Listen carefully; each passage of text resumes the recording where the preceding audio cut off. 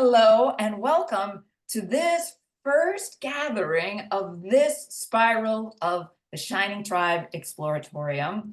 I am Carolyn Cushing of Soul Path Sanctuary, and I'm going to be presenting today. And this is going to be kind of an overview of the deck. So if you don't know it, it will introduce to content and also give you some activities that can help you deepen your connection to the Shining Tribe. It will be a little different than other sessions, which will be probably much more interactive, because I'm very excited to be working with Sherry and Chris, who are the co-conspirators of the Shining Tribe Exploratorium. And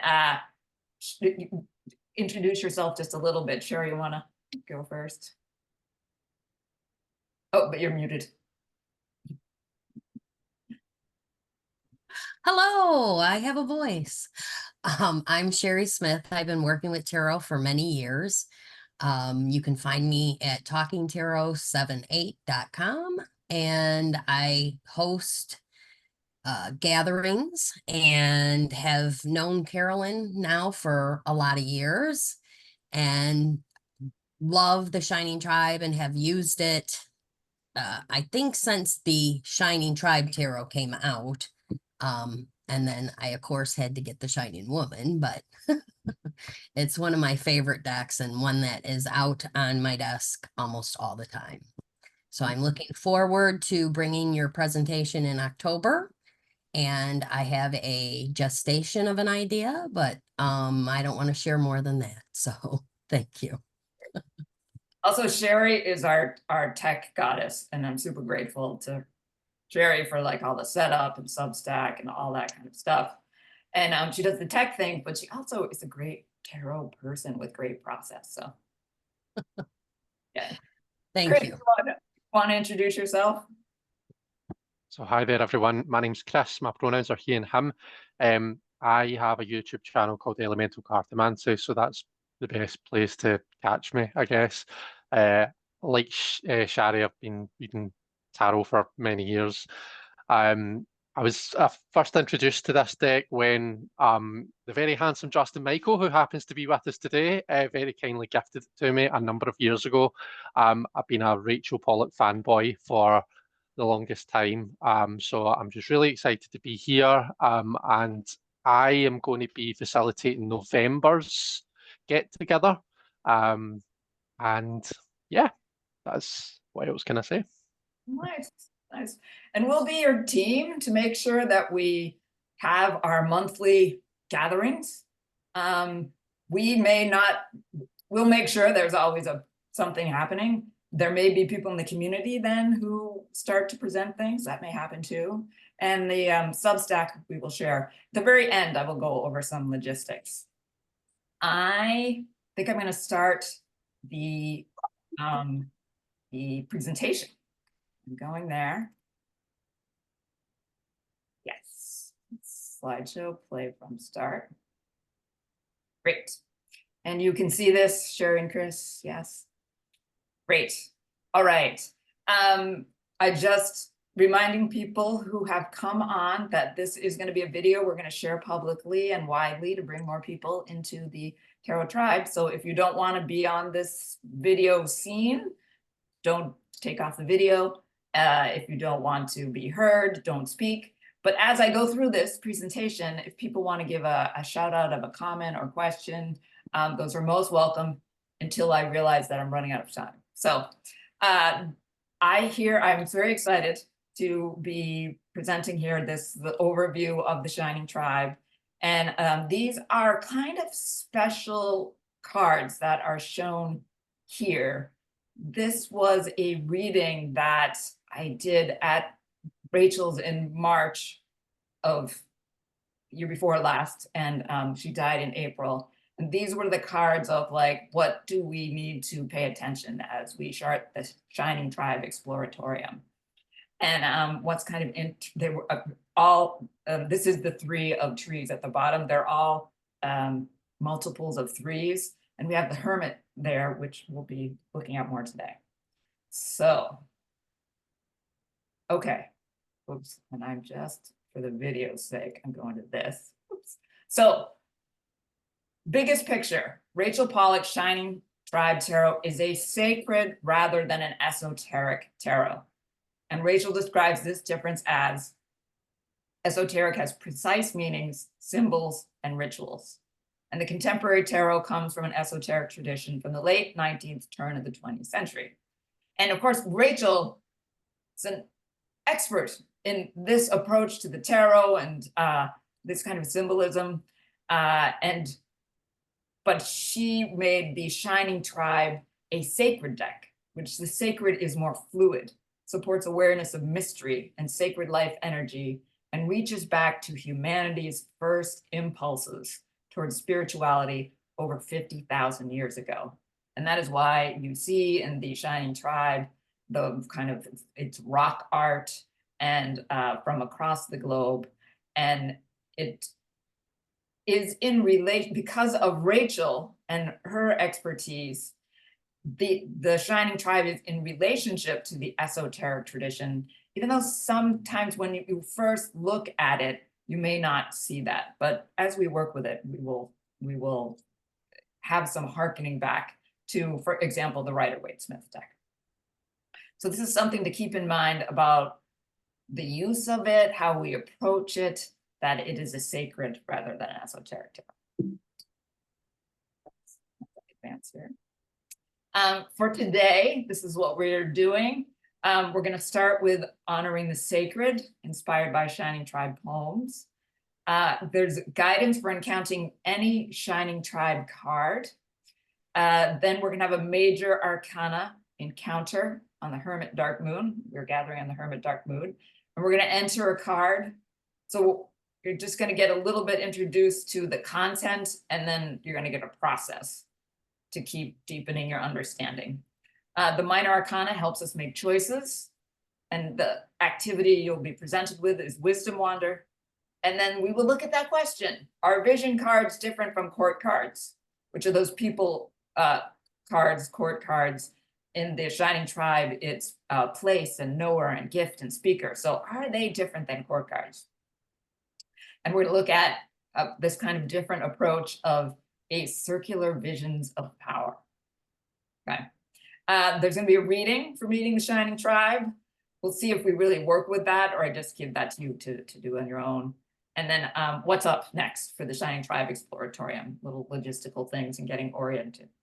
And then just remember, we are recording for public sharing. So if you speak or show your video, it will be seen potentially widely. Okay, so that's our plan. Any questions on our plan? Some people have asked about the timing. We will officially end after an hour and a half. We may be still having a little discussion. I can stay on a little longer. So, but that's our plan. And here we go. Yes. Okay. So we're beginning with the sacred. We're beginning with each of the cards begin with a poem, and the 4 guiding cards are giving us lines from those poems. So as we begin this spiral of the Shining Tribe Exploratorium, let loose your arrows, unfold your wings, call out to the moon, step through the doorway, stand in the mountains, sing for the children. Our web, like delicate lace, is a comfort in sorrow. And these are couplets that come from the beginning of each write-up of the card, just kind of woven together. To begin, we're moving our arrows. Our focus is on the Shining Tribe. We are going to actually go through that doorway with the Hermit. And our web is us, all of us gathering. In these times we live in times of great change, and sometimes we talk about being tower times, but our web, our connection is delicate, but vast, and is a comfort in sorrow. Okay, this is a map, a guide for encountering any Shining Tribe card. And it is encoded right there in the Shining Tribe. This is the Gift of Trees card. And Rachel always made the most interesting connections. Her book on A Walk Through the Forest of Souls, which is a great spiritual book, it begins with a reference to Silence of the Lambs. I mean, it's toward the beginning. It's not the beginning, but toward the beginning. So I will reference here the movie Contact, which was Jodie Foster looking for alien life. And they get data that comes, sound that comes. And she's like, we're looking for the primer within the data, because they must have sent within their sending in their transmission the key to unlocking it. So I looked at this image of the Gift of Trees, and I saw the key to unlocking the fullness, the sacredness, the complexity of the Shining Tribe. So the foundation, the very beginning here, is the image. You're looking at the image. You can have your own personal reaction of, for example, here, maybe apples draw you, or snakes, and just to be with that image, irregardless of what Rachel meant or what that symbol means within different traditions. Your reaction to the image is a foundation, a base from which to grow. That's the ground here. Then we have our two snakes, the purple snake and the green snake. They are each a strand of working with this book, with this. And I'm actually going to speak to the experience first. Because Rachel, we did a Shining Tribe class. People have heard this and like this story. We did a Shining Tribe class a number of years ago, and someone arrived who didn't have the book, and she had her own understanding of the cards. She had been with the images, she had had an experience of the cards, and she had her own unique set of meanings for the card. And Rachel loved what she said, and she had sometimes very different ideas than Rachel, but Rachel was, curious and interested and affirming of that, because the deck was created by Rachel, it has her wisdom, but the idea of it becomes, for each of us, our own unique kind of container of wisdom. So your experience is very important. But of course, on the other side, we have the book, which is the wonderful book that Rachel has written, and she talks about where the symbols come from. She gives meaning, and she has these starting poems. So that, sometimes when you're learning tarot, people say, don't look at the book, don't throw out the little white book. I'm like, we got to use Rachel's book as one of the elements, right? It's not, you don't have to wait to know or memorize things from Rachel's book to begin working with this deck. But working with the book will enrich things, because it's all together here. These are two snakes, like the caduceus snake, the healing snakes, and they're holding here a golden nugget. And this is in reference to kind of alchemy, like you take the raw materials, you take the lead, you take even worse things, you take crap and transform it into gold. And this is just taking the raw images, working with them, having your experience, reading the book. This is the mixture, the synthesizing that creates the wisdom of the Shining Tribe Tarot. And it's somewhat unique to each one of us. And then when we share them in community, then that wisdom grows. So talk about spirals. This is the spiral of the Shining Tribe Exploratorium. We have ever more spirals of wisdom. Okay, any questions on this? I'm just pausing for a minute. And just to say, this is the Gift of Trees. Mind that. And now I'm going to go and we're going to have an experience. Here we are with the Hermit. So we are going to, well, let me say, we're meeting on the dark moon. my definition of the dark moon is each lunar cycle starts with a particular astrological position, and they correspond to tarot cards. And we are in the Virgo moon, which corresponds to the Hermit. And Sherry and Chris and I did not pick this on purpose, but in preparing, I'm like, oh, how perfect. We are here on the dark moon and activating that Hermit energy, which was one of the cards that was, our advice in that reading with Rachel. And it's also at the end of her life, Rachel said this was her favorite card, which was different. She has, she had talked about the Hanged Woman being her favorite card. She's talked about the Star being her favorite card earlier. But toward the end of her life, the Hermit was her favorite card. So, and maybe there's something of this going through the doorway. And because we are meeting on the dark moon, we are going to have an experience of going through a doorway. And it's going to be an encountering the card, which I first went through a process like this with Rachel at Omega, 1999. And I think it was the Chariot. I got a ball of fire as a gift.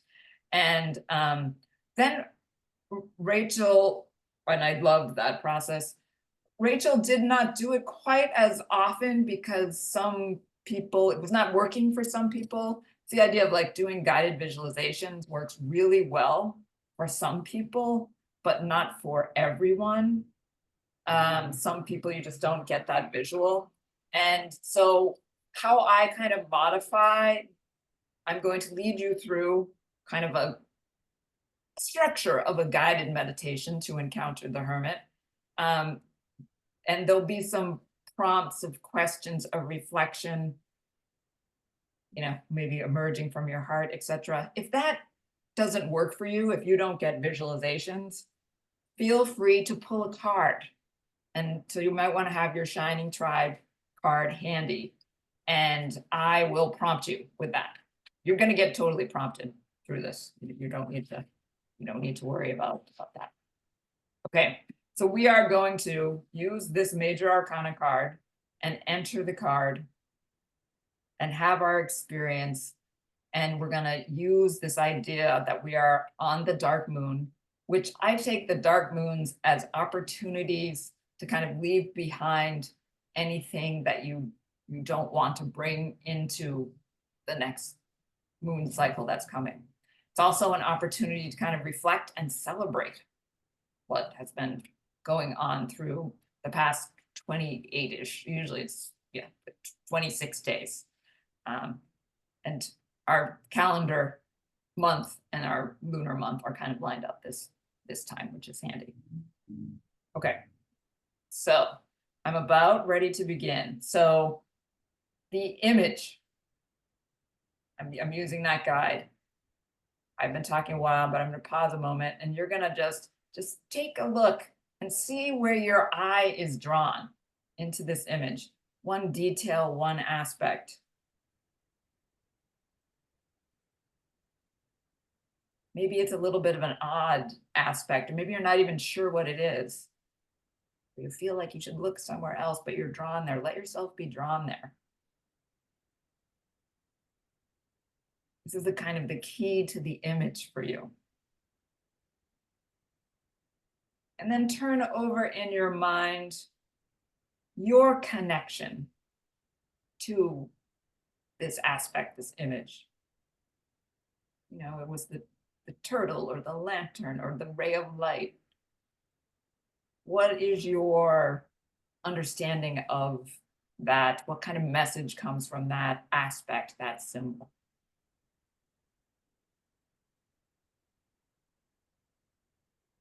And this could be an important part of your understanding of this card as you work with it. And you might want to hold that. It could perhaps come back as a guide for you. Okay.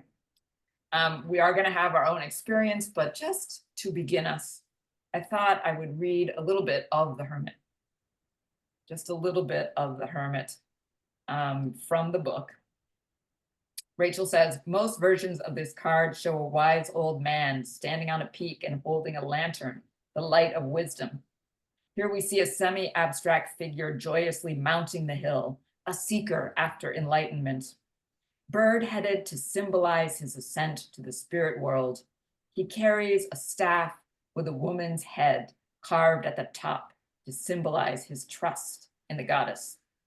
The staff was inspired by a ceremonial staff from Angola, while the form of the hermit derives from a style of rock art found in many lands, especially Africa and Australia. His form is a slightly more realistic version of the Shining Vision glyph.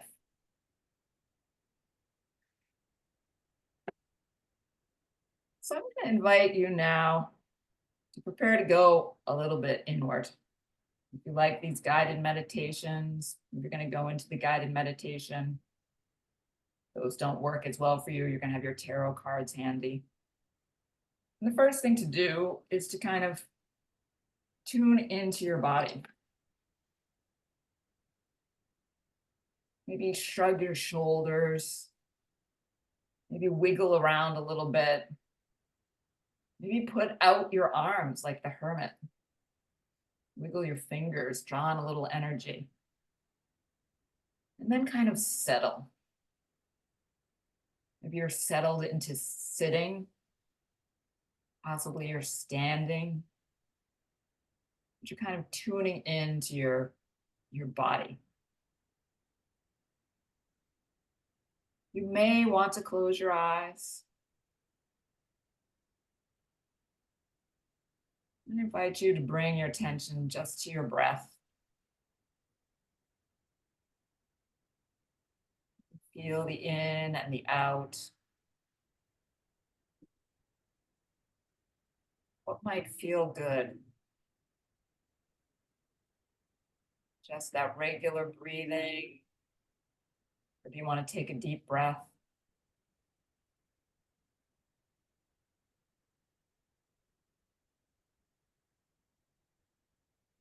And then you're paying attention to an in-breath. It's coming in and you're letting it out. And you're feeling your body sink a little bit into the chair, into the floor. You feel yourself being received by the earth. Maybe you imagine that earth a little bit like the hill the hermit is on.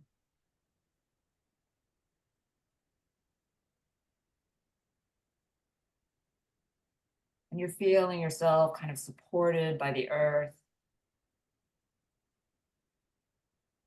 It might almost be as if there are little tendrils of energy going down into the earth from you, connecting.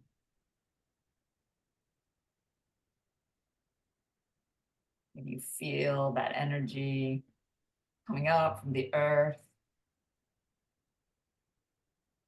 What's in the earth? Turtle energy.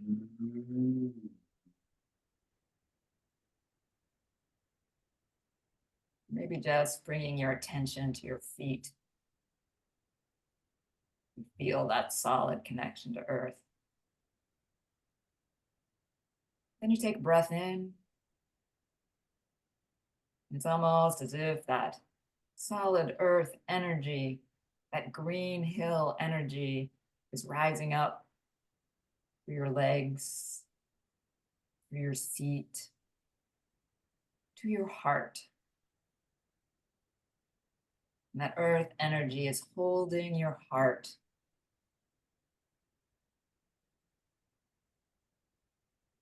Maybe you feel your heart settle a little bit, grounded and held.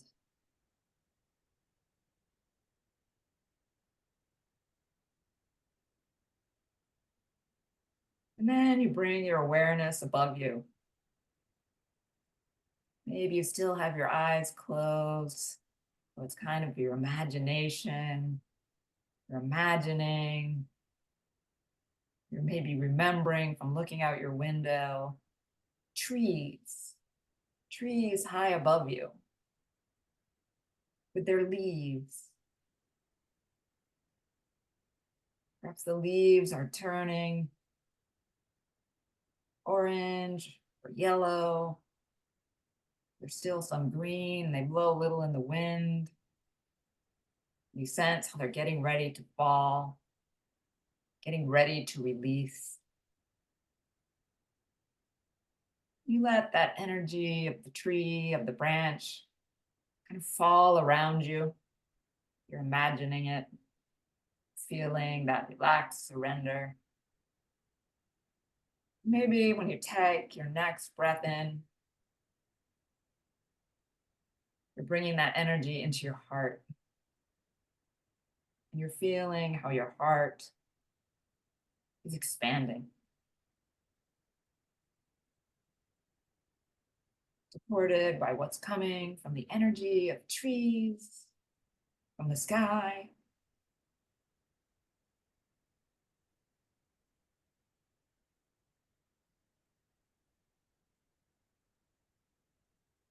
You're feeling your heart that's held and expanded.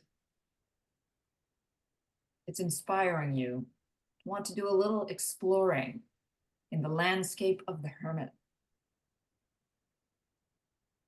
So with your imaginal eyes, not really physically doing this necessarily, but it's almost as if you kind of stand up out of your seated body and you walk toward a doorway. It's a dark doorway, like the one we see in the hermit card. And you understand that this is the doorway of transformation. You might think of it as the doorway of the moon. We're in the dark time. We go through the dark time of the moon to then return to the growth of the moon toward fullness. And you're standing at that doorway. And you're thinking about how to pass through it. You drop down into your heart. Do a little reflecting on the past 4 weeks or so.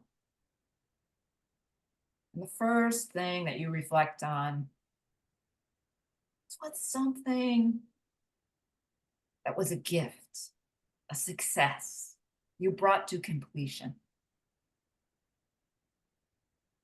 You're tuning into your heart and what arises from your heart. Some people may almost see something pop up in their mind's eye. Others of us are going to draw a tarot card for what we have achieved, succeeded with, ready to see as complete.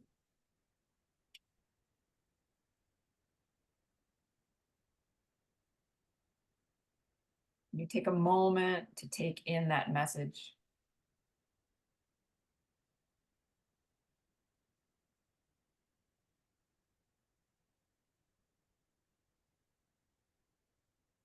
You let yourself feel grateful to yourself, to your helpers, whatever made this possible.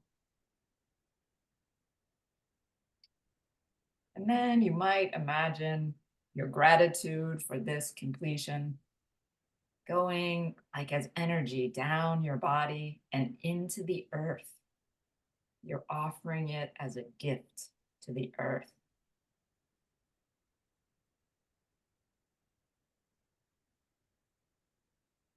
Perhaps some words of gratitude for the earth come too.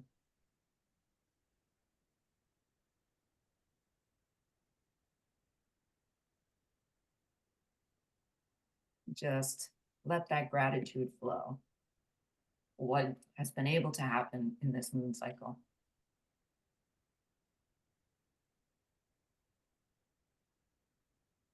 You're not ready to pass through the doorway yet, however. There may be something personal that you haven't been able to finish, or that is a disappointment, or a grief you carry, something personal.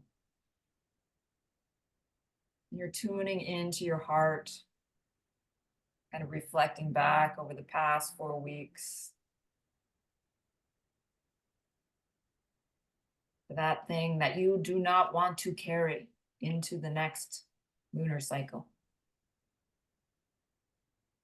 Maybe you're just being with what arises from your heart, or maybe you pull a card that's a guide for what to release. And you turn over that card, or you hold what's in your heart.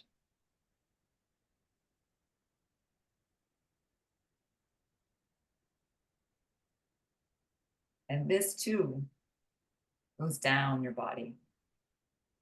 It's kind of flowing down you into the earth that can take and compost everything.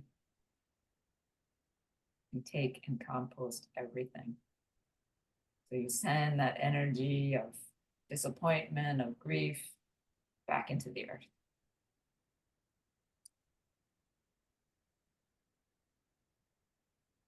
To be transformed.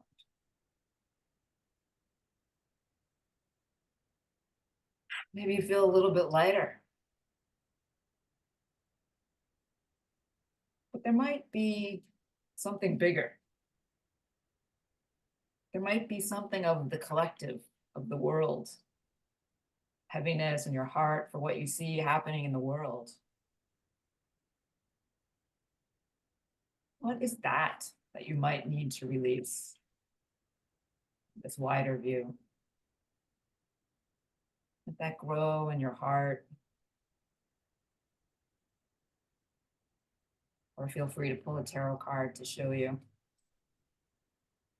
this connection to the collective that you want to release, the pain of the collective to release.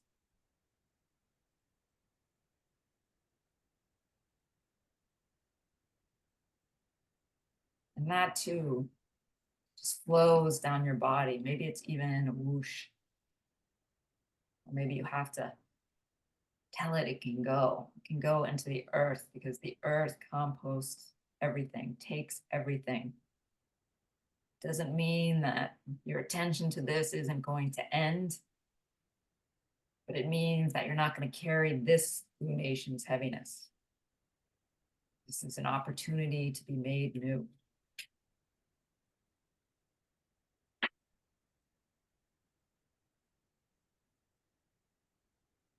You tune into how you are feeling lighter, having offered gratitude, having released these things, and you are seeing the dark doorway, and it's almost as if you kind of see the edges are opening up to something, a different kind of light. The door is opening. And if you feel ready, you step through the dark doorway of the hermit. And you arrive. You may be greeted. Perhaps it is the hermit figure themselves. Perhaps it's that first symbol aspect that you saw on the card. Or you just bring to mind right now. The turtle or the moon or the sun or the figure or the tree.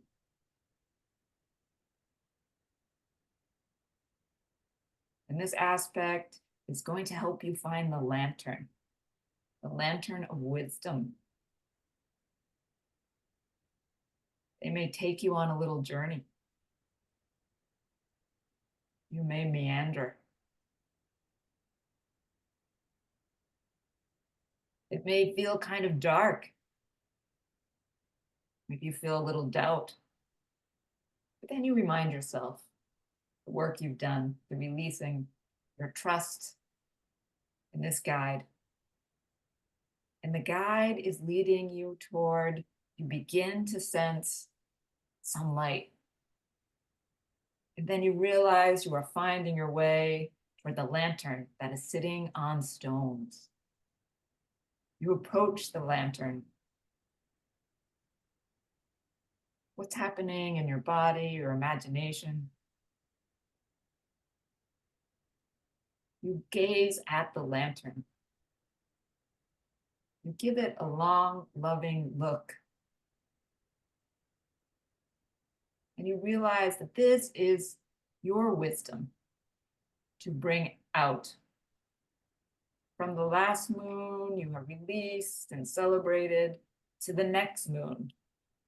Some wisdom that can emerge if you walk the path with the shining tribe. You're giving the long, loving look to the lantern. You may want to draw a tarot card to show you that wisdom that's coming in the next lunation for you.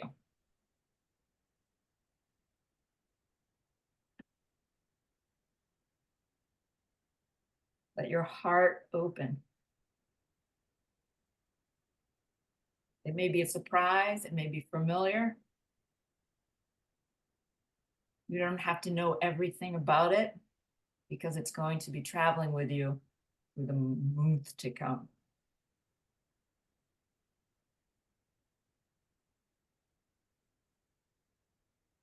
If you would like to receive this lantern, you decide to take it with you. Take the lantern, take the card you've drawn, and you're going to return because you know you cannot live in the landscape of the hermit. But you return back to the dark doorway. Your companion that has been with you, that has helped guide you, you offer thanks. You turn to look back at the landscape of the hermit. You say goodbye. You offer gratitude. You know you can come back here anytime. So you step through the dark doorway. And it's as if you are walking back toward your seated body and you decide to sit down into it. And you're sitting down into it and you're looking back toward the dark doorway. And it starts to get a little smaller, becoming more like a window. And then even smaller, and you realize that it is the Hermit card.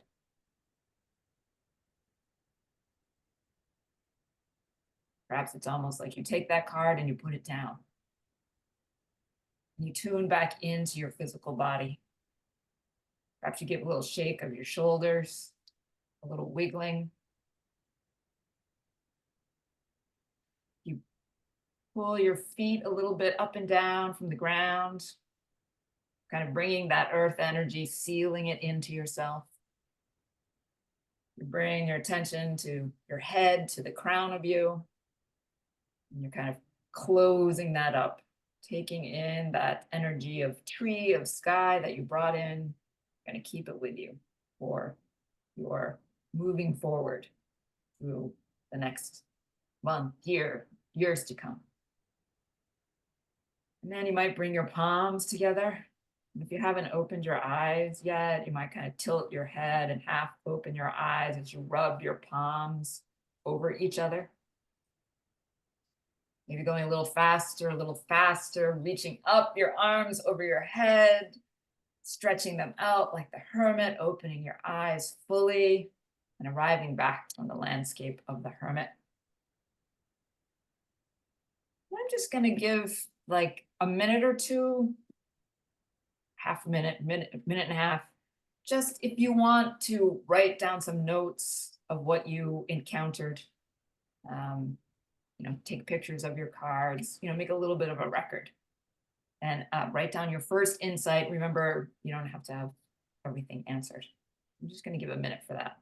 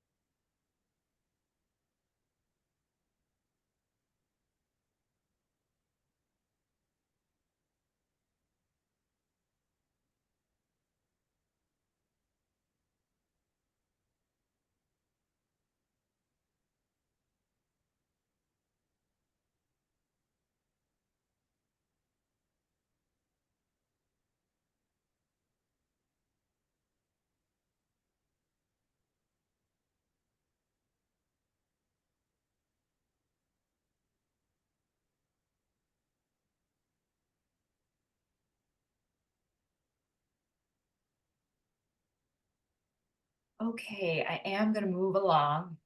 Folks who are on live, when we end the recording, we will do a little sharing about the hermit card. So we'll have a little more time to kind of digest this experience. And I do urge you to kind of spend a little more time. The moon is new on Wednesday, so this might be spending a little more time digesting these cards. If you're someone who likes to do ritual, looking at this image, looking at the image on the card you drew to inspire you for a little releasing and celebrating ritual. And this is entering a card.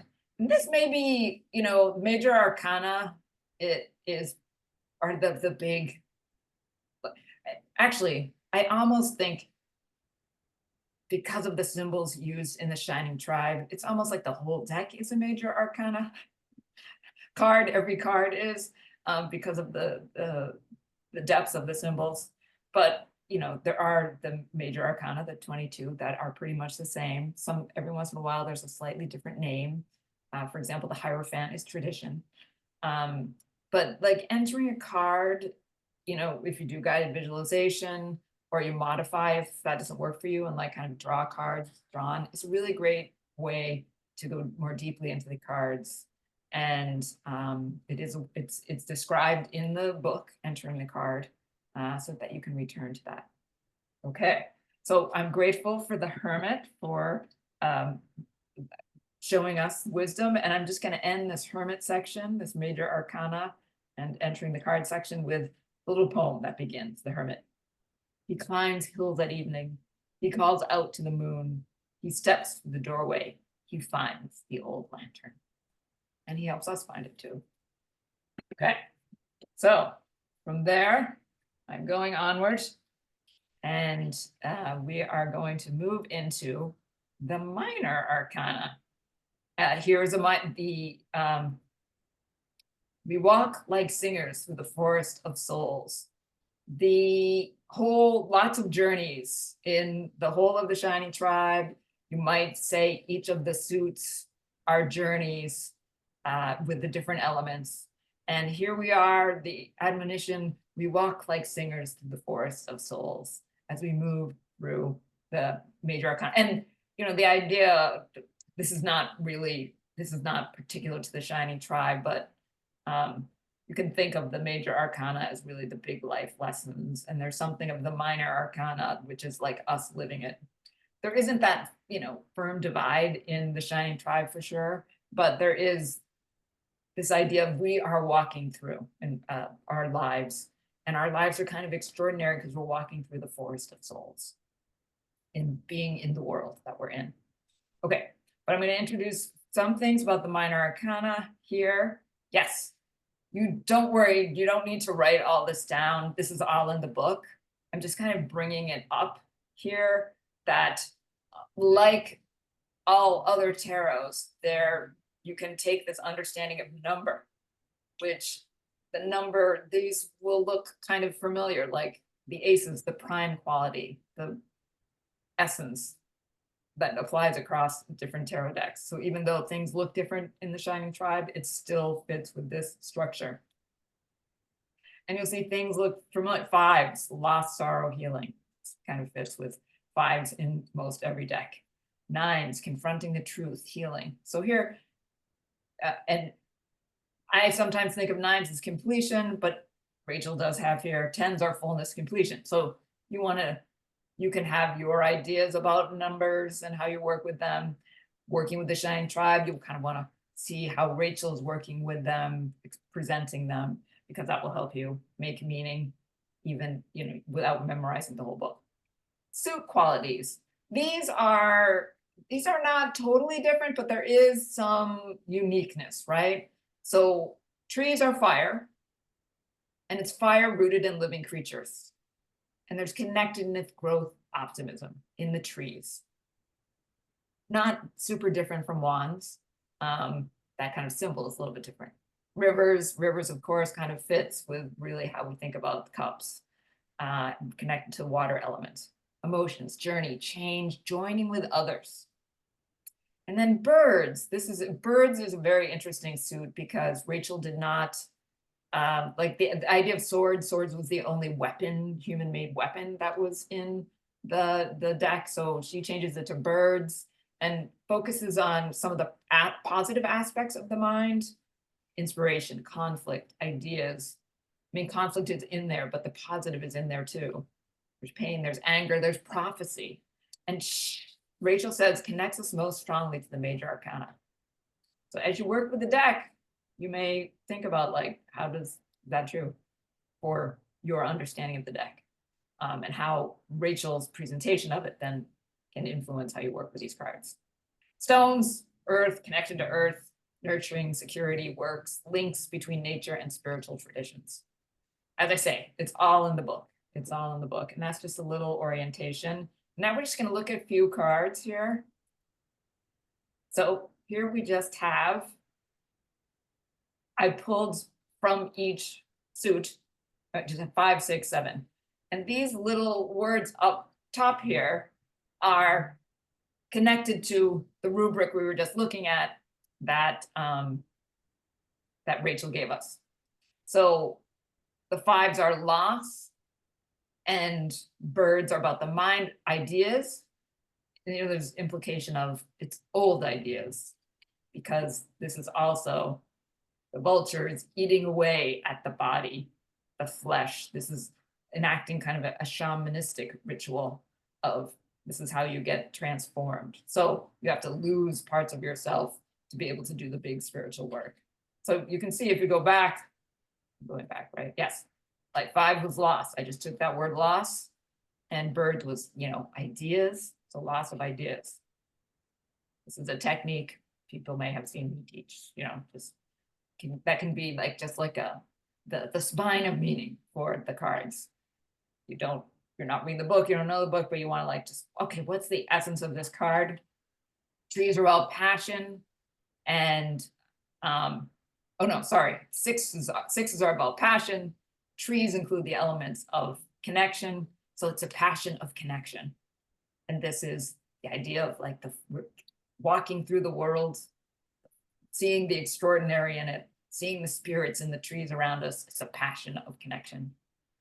This one, 7 of Stones, I just wrote down daring of earth equals birth. Sorry, I am adding some book knowledge here, but you know, being daring with the earth.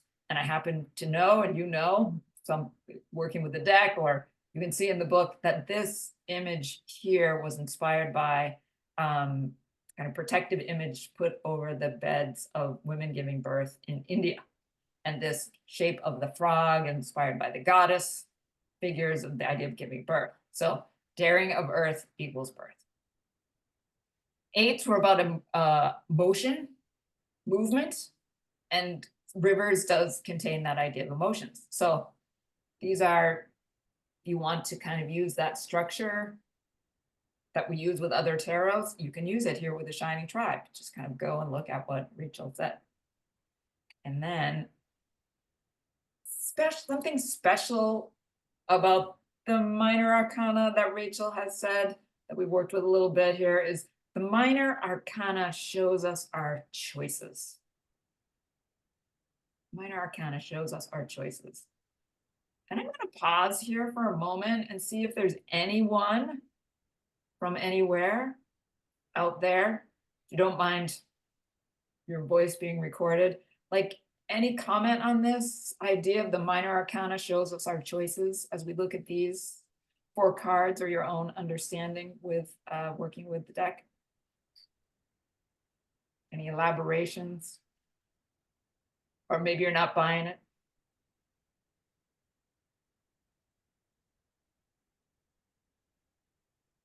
You can always challenge anything in the deck, because Rachel herself did it. We were doing a class, we do that same class, I think, on the Shining Tribe, and we were asking her in the Gift of Rivers, there's a fish-headed woman.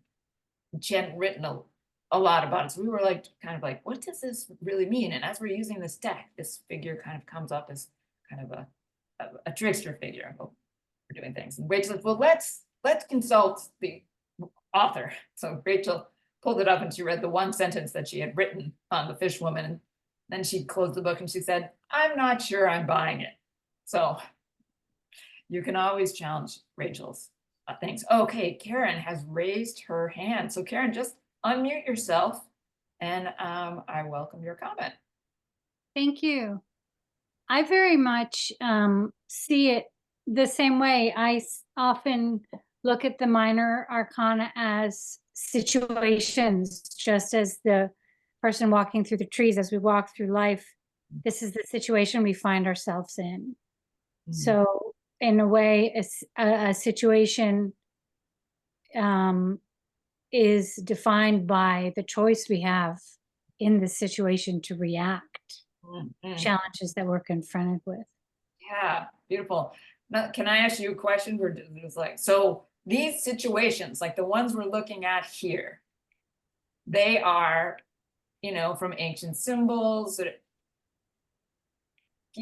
How do you translate them into your life, your everyday life? Or maybe you don't. Maybe, do you have any thoughts on that? These I do. I very much use the minor arcana in that way, that it's showing me the challenge that's before me. And like, for example, this first one, I gotta say, I love the way that this deck, or the way that Rachel has conceived of the idea of birds, and how many of the birds are like pretty or sweet or proud. And these birds are sometimes like totally fierce and nasty. And I love that about the recurrence of birds. And so here I would say, you know, if it were a reading for myself or for others, very much loss of old ideas. Like, here you are in this situation, you are probably being asked to bare yourself, like, you know, put you know, that image of the Tibetan sky burials, right? This very much brings up the Tibetan sky burial. And you're really being asked to just open yourself up to, it could almost be death, but a kind of like a little, I'm not going to say little death because that means something else, but like not the death of the major arcana, but the death of something that you really just need to let go of, something within yourself that you're just going to put out there for the vultures to take away. Wonderful, wonderful. You reminded me of two things to say, but I'd like to respond to that. Like, even though they are these ancient symbols, they do translate into activities of our life, and then it helps, like, now I'm talking about for me, and what I heard a little bit coming from you, you inspired me to remember this, is it makes our everyday things have a little more charge, you know, and it makes me pay more attention to like move through it well, perhaps.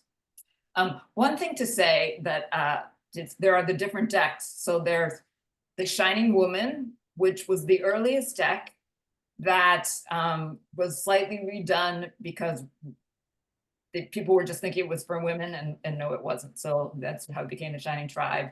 And there were a few cards that were remade, colors slightly different than the Llewellyn version, which has a particular set of colors. And the picture we're looking at here is from the reissued Wiser Deluxe Edition. And these colors are closer to the original colors that Rachel created the cards in. And the deck is the same, but sometimes the color is quite different. Like between the Five of Birds and the Llewellyn, which is a little more colorful and a little less gentler, this one is a little bit of that fierceness. So the different decks will kind of give you different things. Great, well, thank you, Karen, for helping there. I'm gonna keep going. So an activity to invite you to for working with the cards in any way, doesn't have to be minor arcanas, but the idea of like walking through life, you know, take the cards with you as you walk through life. And this could be you take the whole deck, but also I travel a lot with just like a few cards, like the cards I pulled for the month, where I did a reading or something like that. And I carry them with me just any day and just walking around. So that's an invitation, just having them with you. this is a little bit of a process. Wisdom Wander, it has a little bit more of a structure with the invitation of you set off a period of time and you separate from the everyday. The idea of, I mean, just, I go around Sunday morning, I leave my phone behind and I go and I wander with cards. So it's a little bit separate from the everyday. Center yourself between sun and moon, area of focus, or on a certain question. Give yourself that little bit of focus. And then bring with you some cards, right? Like I said, I take a few, like I'm doing a monthly reading, or I just pull some, who wants to travel with me today? And the idea of they're your way showers. So as you wander about, wandering is next, you see a sunflower, that's the image here, you encounter something, you put your hand in and you pull out one of the cards, and then that's the interaction between whatever that is and the Shining Tribe card. And just be open to creative words. There's really not rules for wandering, right? You just kind of be with. And then you come back. The idea, of course, you just come back, but the idea of like have something intentional, like you're coming back into your house, you're taking a moment, you're returning, you're reflecting, you're gathering the gifts out of the Wisdom Wander. And the Wisdom Wander doesn't have to answer things. It could be just kind of you're deepening your being in the world, you're deepening your working with the Shining Tribe. And there's much more on this on the Soul Path Sanctuary blog, soulpathsanctuary.com, and just put in the search box Wisdom Wander, and you'll get that if you want. We will not be wisdom wandering at the moment. We had to start our imaginary wisdom wander earlier. Oh, this is just a little story too about wisdom wandering. So these are just weeds. They're weeds in a field. It's a field by the school that's over there. And I saw them one day, and I'm like, oh, look at the beautiful weeds. And then I came back like the next day or day two, they'd been mowed down. And I was very disturbed by the buttercups being mowed down. And then I came back the next week, they were back. The buttercups were back, like the weed was growing. And I had a handful of cards and I reached in and the lovers emerged. So, I take this picture and it helped me, my kind of understanding of this was just these buttercups are divine, right? And they've created an ecstasy for me. And also it had me think about love. And this is something I've thought about before, but love can be destroyed and come back. So you could think about that in many ways, from, forgiveness and repair between relationships. You can think about it, between the living and the dead. So that's just a little wisdom wandering example. All right, I'm going to keep going. I think next, vision cards, the vision cards. This is the part of the deck where it seems the most different. And the names are very different and they're not all named people. Here, I just happened to pull out the Stones suit. They are place, knower, gift, speaker of each suit. So you can see in the structure, there's certainly relationship to the court cards, but really, can we compare the vision cards to the court cards? No. Rachel says no in the Shining Woman booklet. Rachel says we cannot really compare the vision cards to the court cards, since the court cards depict people and the vision cards contain new images that emphasize experience. So Rachel says no, they're not exactly the same. Well, she also says yes. So from the Shining Tribe Tarot, the vision cards follow a similar progression, even if the stages are not so clearly people. As she worked with the deck, more over years, and people always kind of want to know the correspondence. And there really was the idea of there is a progression. Here, I'm going to go back. Oh, sorry, I have to go back to a couple here.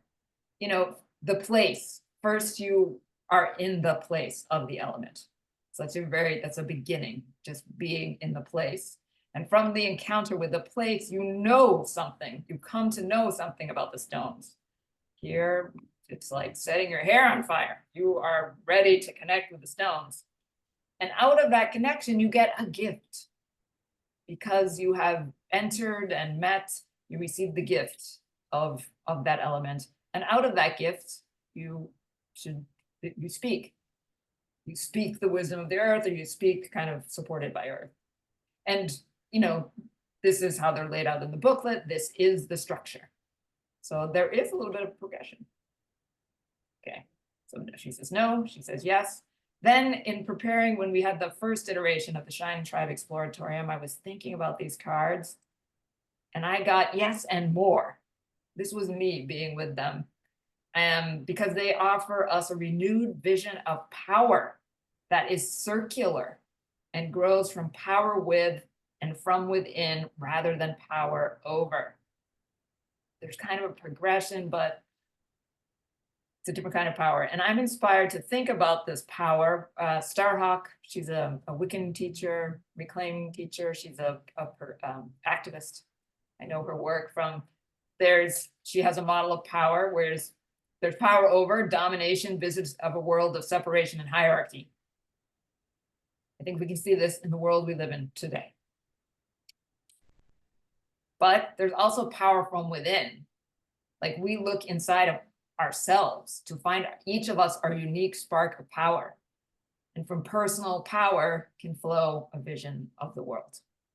Like each of our powers give us a different vision of the world. And then power with comes when we who have embraced our power from within work together. And this comes from connection to and collaboration with others. Visions of a world that is connected, holistic, and circular. And that really is where the images of the Shining Tribe come from. We look at it as a circle, right? There isn't these symbols connected to the goddess, connected to cultures that are more about circularity and flow. You don't have to line the cards up in a line. It can be more in a circle. And you can start from anywhere. Like you're given the gift. You can go back towards, like, you're given the gift, you need to know more about the gift. And the gift then inspires you to be with, maintain the place, to do ritual, you know, or the gift goes to the speaker and the speaker offers to the place, or the speaker protects the place. So you see, if we turn it into a circle, which I think we can do here because of the symbols and their origin, that the Shining Tribe offers us a new vision of power. I was very excited about that. And to have that different kind of perspective. So also, just in working with the cards, however you are working with them, you know, we tend to think in lines maybe, but try out things being in circles, being in piles, doing triangles. So varying the shapes of how you lay things out can give you a different understanding. Any questions or comments on our circular visions of power coming from the vision cards? Pausing. See if people want to unmute. Oops, looking at the time. Needing to move along, perhaps. Yes. So if people have comments, we can do that when we have that. There it is. Okay. For us here live, I'm just gonna tell you this, and this will go, I'll put this into the Substack. This is a reading that people can do to get from the Shining Tribe guidance about how to work with it based on this, the secret message about how to read it. And this is start with the image. What image can best guide me through the cycle of the Shining Tribe learning? And that idea of like flip the card over and let your eye be drawn one place. That can be like your image that will guide your next cycle, which maybe you want to take a period of time, the next month, this year. So ask the Shining Tribe how to work with the book. Ask about what experiences will help deepen my understanding, and whatever shows up, try and do those things. Wisdom, what gift will I be given out of deepening my connection to the Shining Tribe? This could be, you may want to set a time frame on this, or you may want to be just opening the door to what is the ultimate wisdom that the Shining Tribe is going to give to you. So this will go in a Substack. You don't need to write it down. It will be shared in various places. And I just to keep up with our time, I did action pack this. I'm gonna keep going to the logistics of the Shining Tribe Exploratorium. And I've been talking here about the community on Substack, and there are gonna be posts there, and sometimes discussion posts, things that we can share, and people can see those posts and learn about it, and that's for free. There'll be some organizer posts and Zoom meeting alerts. That's kind of from me and Sherry and Chris. And the monthly Zoom sessions, the last Saturday of the month, that's last Sunday of the month, that's our timing. And we are asking people to sign up for the paid for that, because you know, there's the tech costs and things like that, and it's just would be $6 a month. So this video is going to be recorded and shared around, you know, so people can get oriented. But the monthly Zoom sessions are for, you know, paid subscribers, is to make things kind of sustainable. And as I said here, this video will be up. Let's see. And Sherry and Chris could feel free to chime in on anything I'm kind of logistically forgetting as an overview. And I'm going to call on you in a minute to talk about next things. But just any overview. And does anyone have any questions? You could unmute and ask me, or you could stick something in the chat. I'm looking at the chat. If people have questions about how the Exploratorium will work.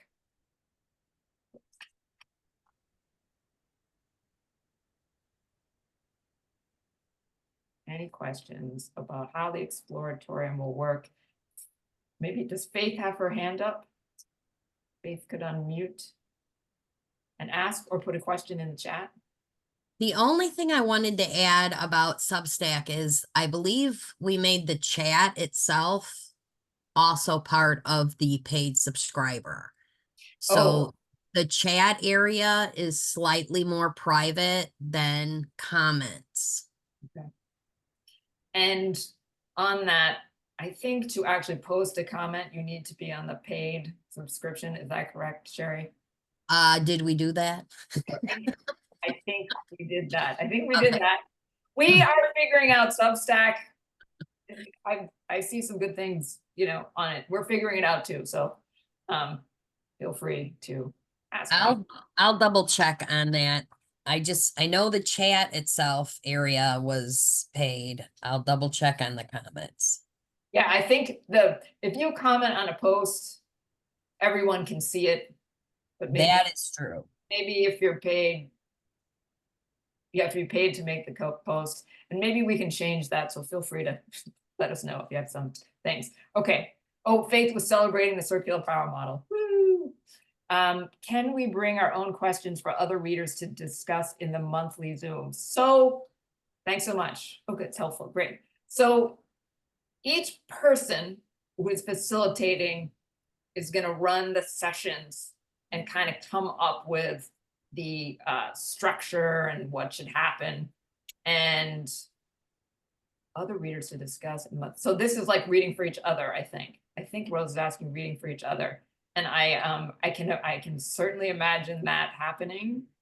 And if you're wanting it to, certainly let us know. Or maybe like doing discussion about a particular reading that you've done to get more insights, that kind of thing. Oh, that's a great idea. Like people bring readings with the Shining Tribe that they want more insight on. That's a really good idea. So like I'm writing it down. So when I facilitate, maybe we'll do that. Yeah, so these kinds of ideas, let us know, and we can kind of work them in. Better understanding readings. Okay, great. Anything? I would say, see, with regards to that, see the comments section and the Substack where people will be able to comment and post things and that. Like, like correct me if you think differently, Carolyn and Shari, but I'm thinking that's probably a really good place for, you know, if someone has pulled 3 cards for the day and it's like, oh, I'd really like to get people's thoughts. It's probably a really good way to keep that going, keep that alive, and get us all talking about reading with the cards. Yes. So like, don't feel like you need to wait for one of these monthly Zooms. Like if you're, you know, if you're wanting to discuss your readings and stuff, then I would say pop that in the comments and the relevant place, wherever that happens to be. Yeah, I will definitely make sure that paid subscribers can definitely use the chat to post their own topic that other people who read through it can then respond to. That would be the perfect place for that because it's semi-private, but not totally private. And I'll double check on comments but I would use the chat area. I think that would be the best place for that. That's a great idea, Chris. Yeah. Good. This is why we have a group. Yes. Yeah. And that's what the Substack is to be, like, you know, kind of community sharing place. Also, maybe by the time Sherry is presenting in October, we could have a few like Substack using tips that we give out. So Sherry, you're going to present in October, but you don't want to talk about what you're doing. You want to keep it up here. Yeah, I mean, it's October, so it's probably going to be ancestor based. I'm just not exactly sure how I'm going to develop the presentation. And most likely I'll split us into smaller groups for a portion of it. You know, depending on how many people show up, and then split into smaller groups for a more one-on-one communication with each other. And then, but other than those 2 things, I haven't locked in a total thing. I totally know that it will be something good and going in depth. So And I will be giving everybody permission. That's one thing. and maybe we should do a little, because we are learning Substack. We like a little review of like, here's exactly what's working and how it might work. So to help it be a place where we can share, you know. Yes. Maybe not everyone's going to be on the calls, so we'll try and make other ways. Great. Right. And Chris, you're doing November. Do you want to say a little bit about November? Sure. So currently my idea is to bring a spread. I like to interact with tarot by actually using it and reading with the cards. That's my passion for tarot, is actually reading with it. So I plan on bringing a spread, and so I'll say, right, the first position means this, and maybe I'll go look at one of Rachel's spreads that she's got and walk through the Forest of Souls. Maybe I'll find a completely different spread, but the idea is, you know, say this position means, you know, like what we're looking at from the past or whatever the position might be, and then we all individually, using our Shining Tribes, we pull our card for that position and we go around and say a wee bit about our card and how we interpret it. And it gets us using the deck, and it also gets us talking about it. So when Rose, when you were asking about kind of a bringing our spreads, that'll be like a way of doing that. It'll be an opportunity to say, right, well, I've got like the 9 of rivers for this. I don't really know what that means.